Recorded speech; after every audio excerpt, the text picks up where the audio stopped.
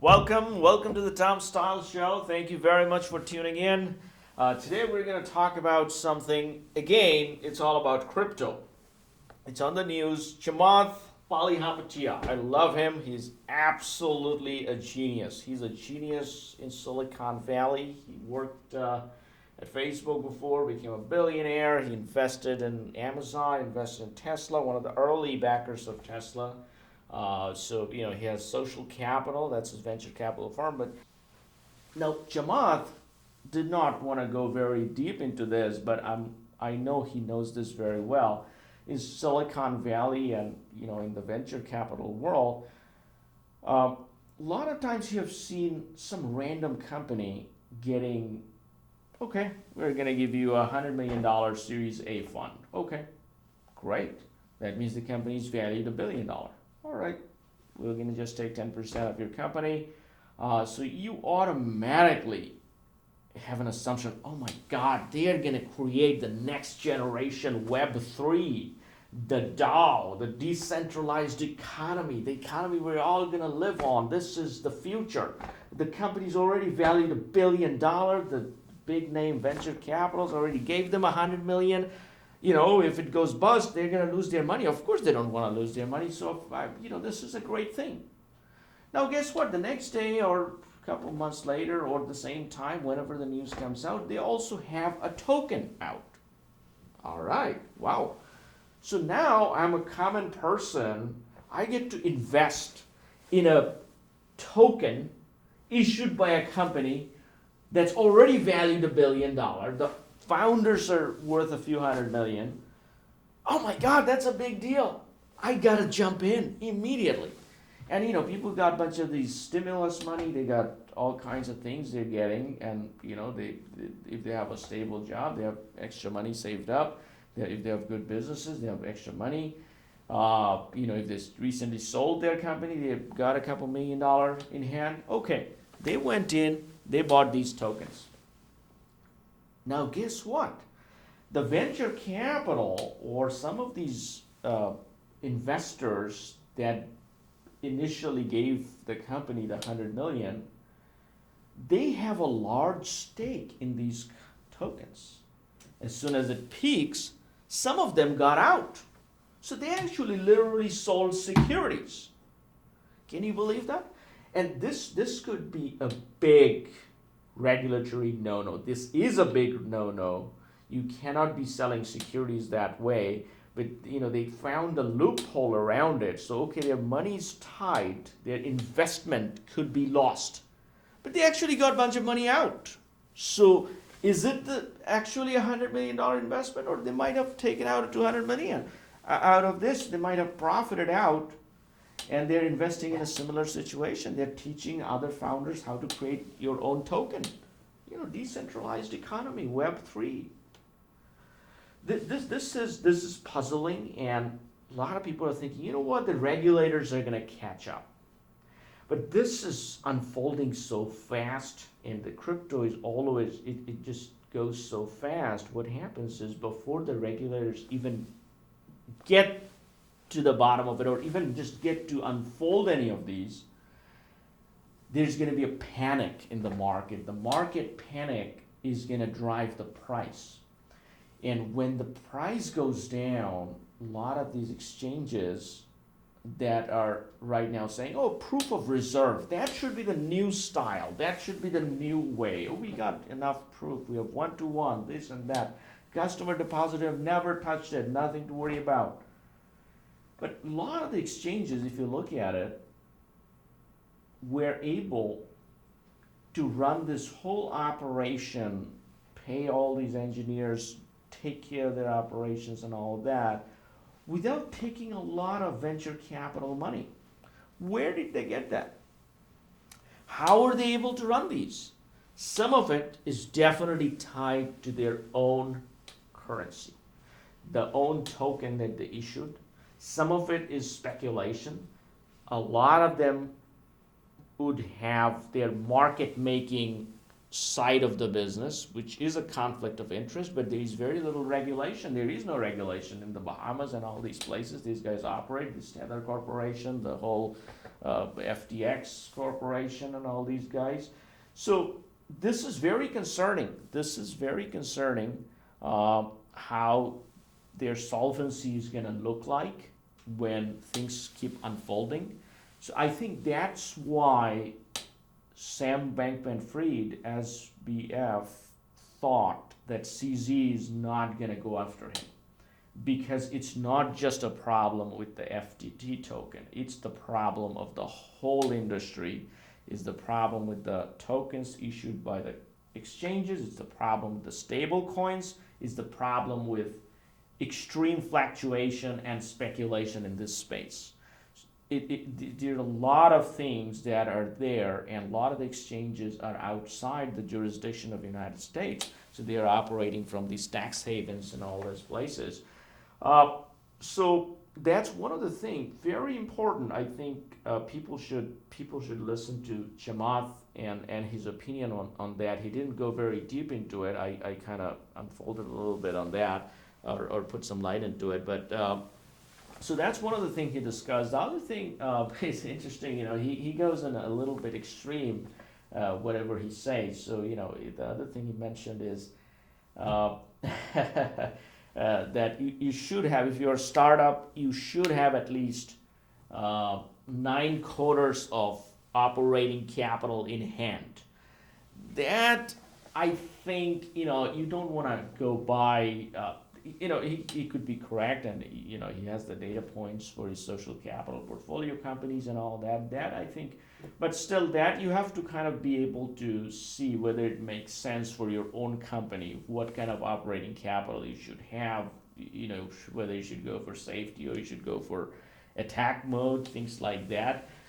Brian Armstrong of Coinbase mentioned this. This is a very interesting point, because Brian runs Coinbase, and Coinbase did $7 billion in revenue in 2021. They went public, pretty big. But not many people were giving him credits, because everybody was looking at Sam Bankman-Fried, SBF, the rock star. He hangs out with Tom Brady and Giselle on the stage. He's talking to Larry David. Man, this guy got the whole Hollywood FTX arena. He got the this is a legendary guy. Only 30-something-year-old, and he's from MIT. He did physics there. Man, this is a perfect story. But before I get distracted, Brian mentioned this. Brian Armstrong of Coinbase, he mentioned it. So Coinbase was doing $7 billion in revenue, and FTX was I think did $1 billion in revenue in 2021, and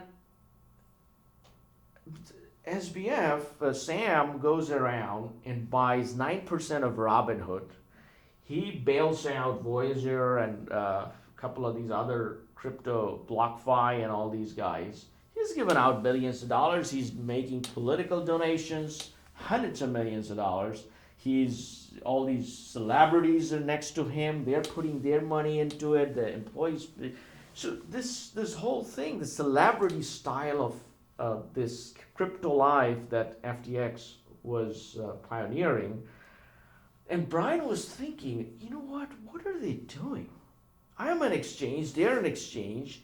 They made $1 billion. I made $7 billion in revenue, not the profit. But I cannot do that money investments. I cannot bail these people out. How come that guy sitting over there is doing what I cannot even imagine doing? And that was a red flag. But then Sam had this whole setup. He had a hedge fund, the Alameda, which people are like, oh, don't worry about it. He has a hedge fund. The Alameda is actually printing out money. You don't have to worry about that, because Coinbase, Brian, is like, okay, maybe that's true.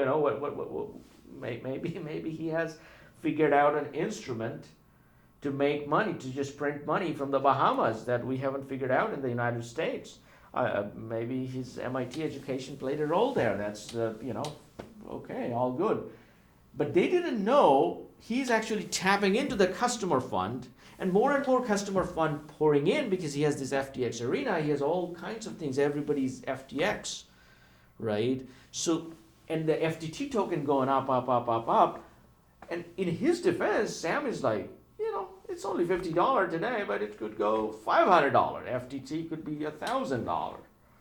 So I only took out $5 billion worth of customer fund. That's nothing.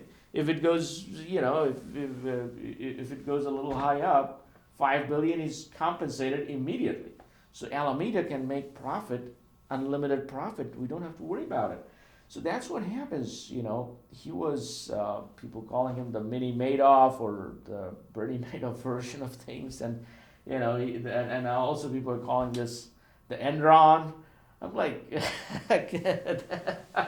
these are interesting things, but that also brings up this other thing with if you're an exchange, and at the same time, if you're the market maker, that's actually perfectly legal.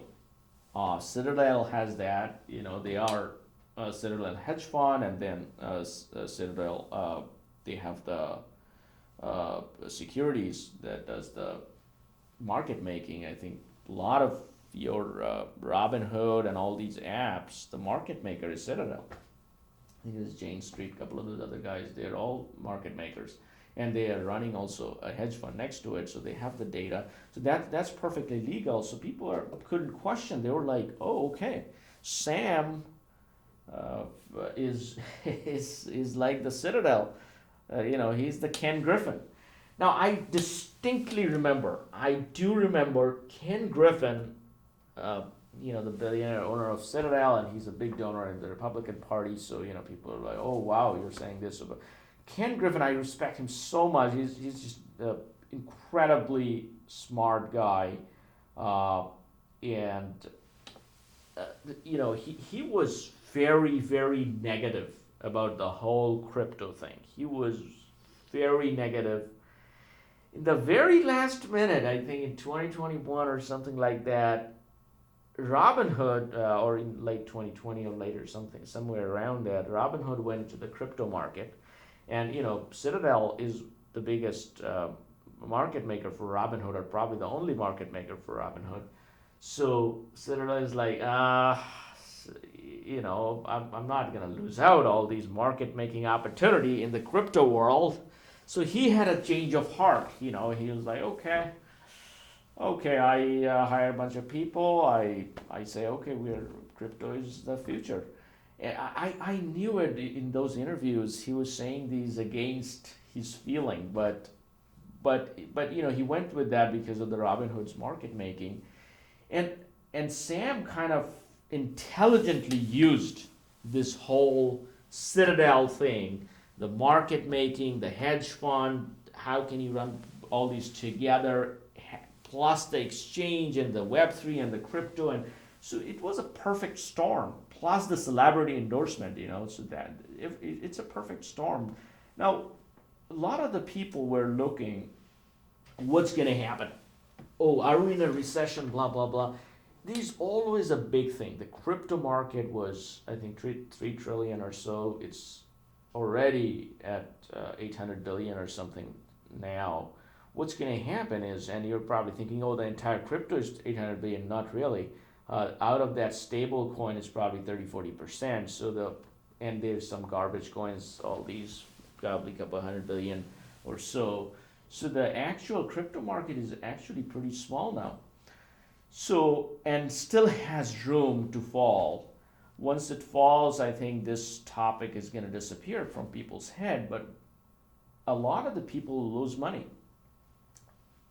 Probably, but they already knew they could be losing money because of the speculative situation, and with these class action lawsuits, they might get some money back, but that would be like a cent on the dollar or something. So I don't think that's going to be very helpful. But a lot of the people that we have been seeing are tapping into their equity line, the home equity line of credit, and trying to survive. And so this thing kind of reminds me. Grant Cardone, one of internet's, I think we'll do a session on that later. But Grant Cardone, one of internet's celebrity real estate magnate, he people thought he's gonna have some problem, but guess what? It's the asset class. No matter what he's doing, the extravagant lifestyle and all that, he is in the asset class that's kind of appreciating the real estate, or it's all right, even with a high interest rate. Whereas the crypto, this whole asset class itself kind of, it went down. So these paper billionaires are no longer billionaires. That's some of the takeaways. By the way, I see a lot of the companies secretly. This is not related to Chamath, so this is an unrelated topic. But a lot of the companies I noticed secretly firing a lot of their employees, and all the blame goes to Elon Musk. People are like, oh, Elon started that. Just like Elon, we're trying to be more efficient. That's where we're looking. Wait a second. You wanted to fire these people, but now because Elon started the trend, you're like, okay, let me just get on that so that people focus on Elon and not worry about me. That's not good, and a lot of big companies are doing that, and they're going to continue to do that because Elon did it. Right after that, Mark Zuckerberg did it. Right after that, I think Asana, one of Facebook's owners, on Asana, they did it. And then Amazon was firing another 10,000 or something people. So the next is, I think, Google might fire a bunch of people. So this is like everybody jumping in at the cost of Elon and his Twitter thing. So you guys, that's not good. And so yeah, that's pretty much what I have for today. Thank you very much for joining our show. This is called the Tom Style Show. This is strictly my opinion. These are not, I'm not quoting anybody. These are strictly my opinion based on current events. We'll have a couple of guests coming in next week. So we are bringing in startup founders. Anybody that have recently started a company or raising funds, so they can come in. I'll be asking them questions. If you feel they're good, the venture capitalists, they'll fund them. So this is that was the original idea of the show, but I do these monologues or these talks just to keep keep you guys updated about the recent events. And some of my friends said, okay, that's pretty good, not too bad, so keep on doing it until I get in trouble or anything. But thank you very much for tuning in. Please do subscribe. This is very important. Please do subscribe to our channel. My goal is to take it to 10,000 subscribers. After that, we want to get to 100,000. I'm giving away $10,000 to either one or two of the subscribers chosen randomly out of those the first 10,000 subscribers. So do not waste any time. Subscribe. Thank you.